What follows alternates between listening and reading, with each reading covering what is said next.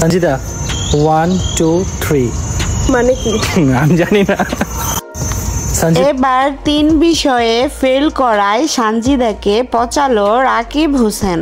সেই সাথে সানজিদাকে ট্রোল করলো নুসরাত জাহান অন্তরা। এমন ভিডিও সোশ্যাল মিডিয়ায় এখন ভাইরাল হয়েছে। প্রিয় ভিউয়ার্স, পুরো ভিডিওটি দেখে অবশ্যই আপনার মূল্যবান মতামতটি জানিয়ে যাবেন।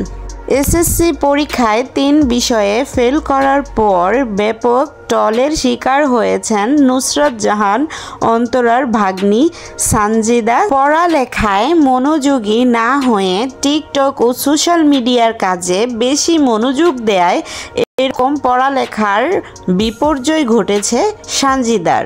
ফেল করায় সবাই ট্রোল করছে সানজিদাকে নিয়ে। তবে এবার সানজিদাকে ট্রোল করতে বাদ গেল না রাকিব হুসাইন ও অন্তরার। একটি ভিডিওতে 3টি আঙ্গুল দেখান রাকিব হুসাইন, এতে রেগে যায় সানজিদা। 3 আঙ্গুল মানে 3টি বিষয়ে ফেল করেছেন সানজিদা, এটাই বুঝিয়েছেন রাকিব হুসাইন। যে ভিডিওটি সোশ্যাল মিডিয়ায় ভাইরাল হয়েছে। সানজিদাকে ট্রোল করতে বাদ যায়নি সানজিদার খালার নুসরাত জাহান অন্তরারও। নিজের ভাগ্নিকে নিজেই ট্রোল করলো অন্তরা।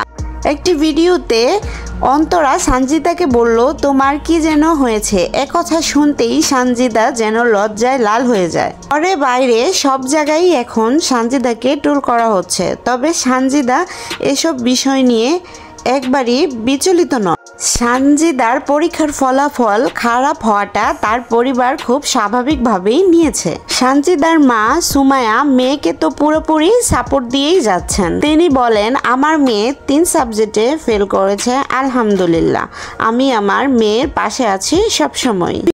সানজিদার বিষয়ে যদি আপনার কোনো মতামত থাকে তাও অবশ্যই কমেন্টে জানান।